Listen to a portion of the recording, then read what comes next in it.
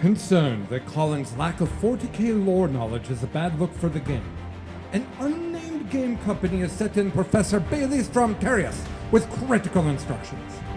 Colin has just 12 weeks to become fluent with 40k lore, or he'll fail their test and the repercussions will be dire. Acknowledging the severity and timeline of the situation, Colin has set aside 20 minutes a week to prepare. This is that 20 minutes. Welcome to 40k Lore Crash Course.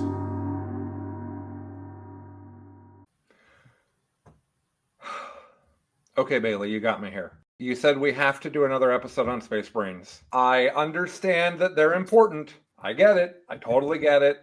I own them in spades. I'm just ready to talk about something other than Space Brains.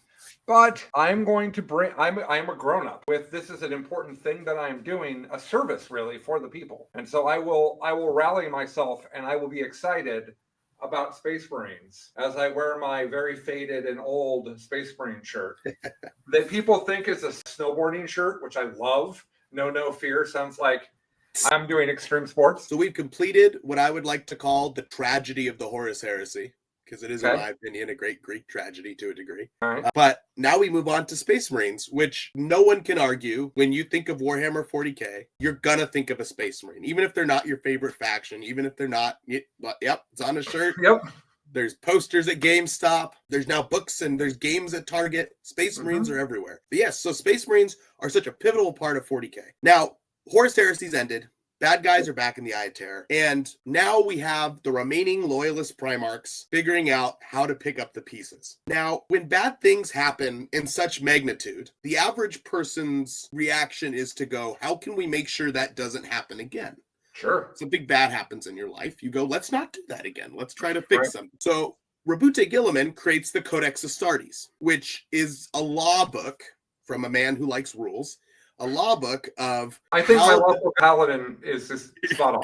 It's a law book of how the Space Marines are now supposed to function at post-Horus Heresy to ensure that Paris Heresy Electric Boogaloo doesn't happen again. So basically the Space Marines break down into 1,000-man chapters. Before we had these legions of 100,000.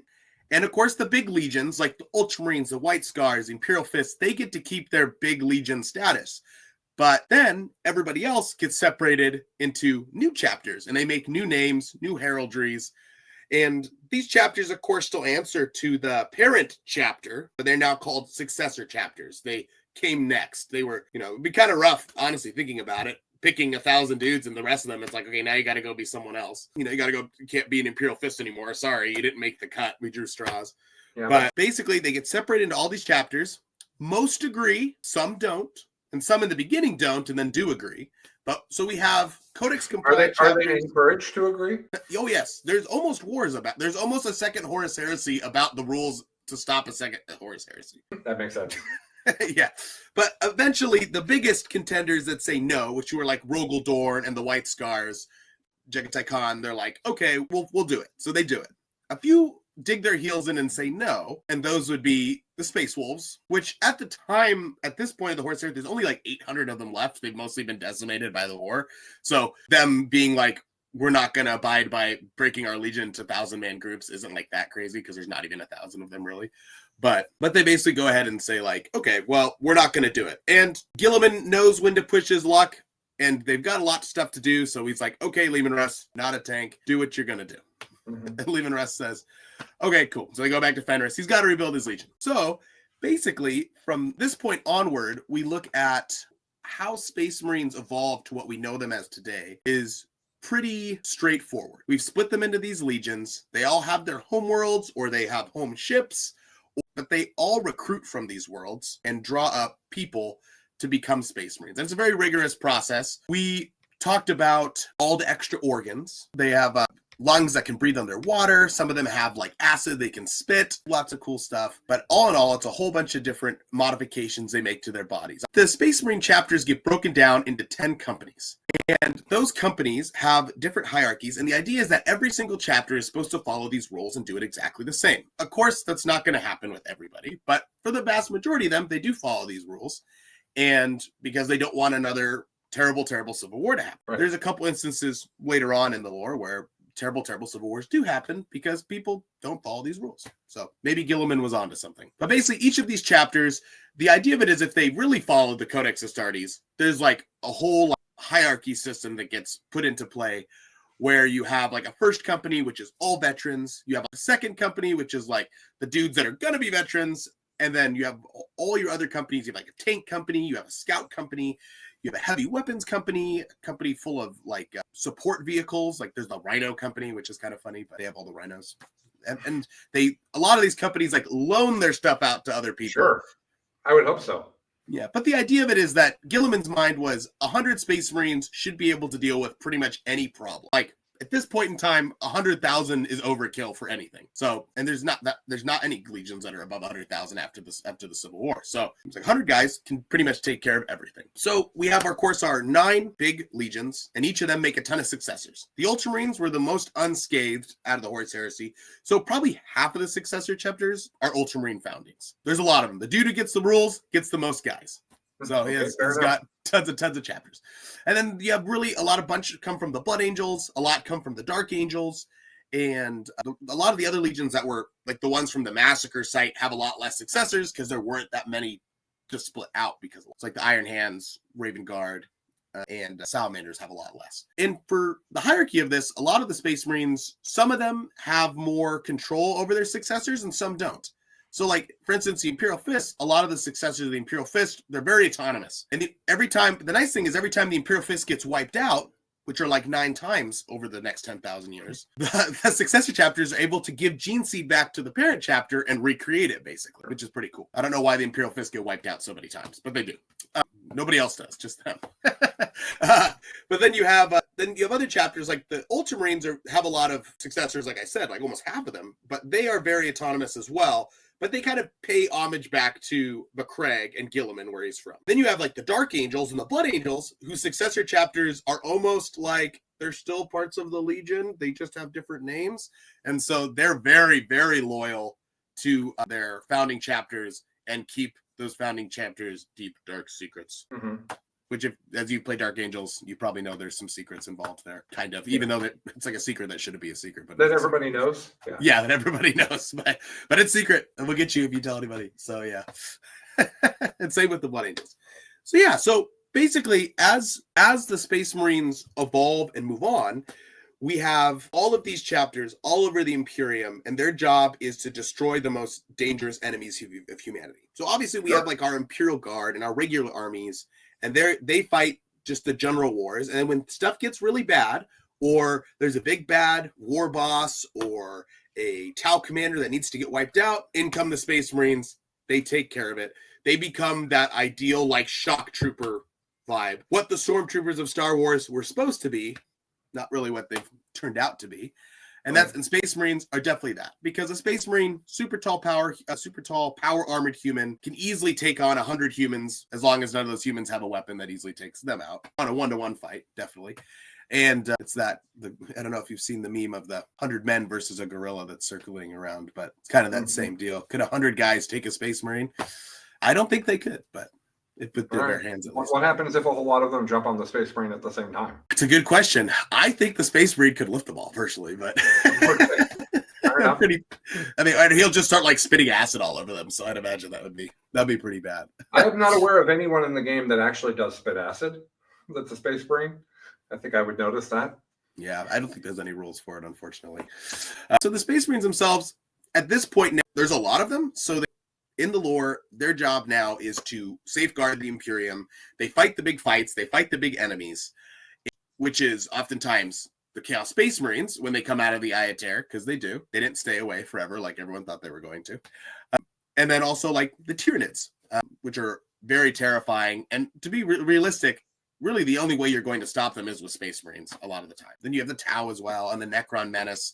Pretty much the Imperium's enemies arise really around like the year 3500, especially with starting off with the War of the Beast. And that's really where the Space Marine chapters become an integral part, because the years after the Horus Heresy are surprisingly peaceful, because all the Chaos Space Marines are in the Eye of Terror, and authoritarian rule is relatively unchallenged. and gets to make everybody just listen to them. Right. So we have then from that point onward, really the 12 dudes, High Lords of Terra, start really considering, do we even need Space Marines anymore? Can we get rid of them? And then the Orc invasion and the War of the Beast happens, led by one of the orcs that was like one of the scary ones from Ulanor and the Horus Heresy. And they almost wipe out the Imperium, the orcs do. And a whole bunch of Primarchs work together with, well, I guess it's mostly just Vulcan at this point, but they work together and they stop them.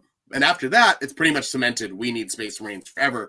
And this idea of retiring them kind of goes away, and they become just a staple of the Imperium. And there's a whole bunch of different chapters, lots of cool lore. There's a whole book series called the Space Marine Battles that are written about them. I mean, like half these codexes, I feel like are Space Marine codexes. There's a lot of lore on them, and a lot of people like them. I think some of them are pretty cool, but as a whole, just like with other game franchises and universes, when you have super soldiers, a lot of times you have to scale up the baddies to fight the super soldiers. Otherwise, they just kind of walk through everything. But basically, that's as far as Space Marine lore goes, that is why they are where they got to where they are now. And they're the poster children, so it's a little vanilla. It gets more exciting when you talk about specific legions and their flaws and their issues. But for the most part, you know, Horus Heresy is the birth of Space Marines to where we get to know them. It's kind of the big deal with it is it's their death of Space Marines being kind of cool and unique, because a lot of the cool and unique ones die.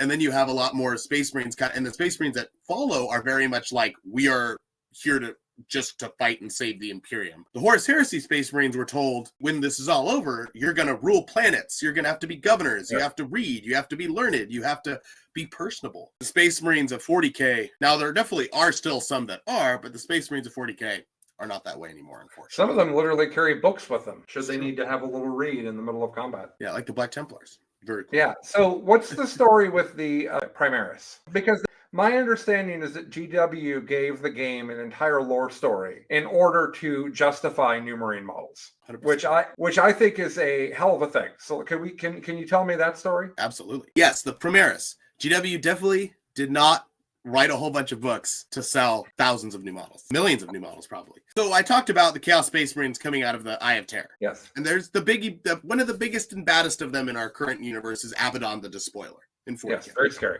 Yep. That's He's a claw, the new like War Master. He's got Horus's claw. Abaddon was there. Yeah, he was there, yes. Okay. He's like really old. He's like Okay. 10,000 years old. Is he a Primarch? No, he was the first captain, and he was bigger than the average Space Marine. Okay. During the Horus Heresy. But, all right.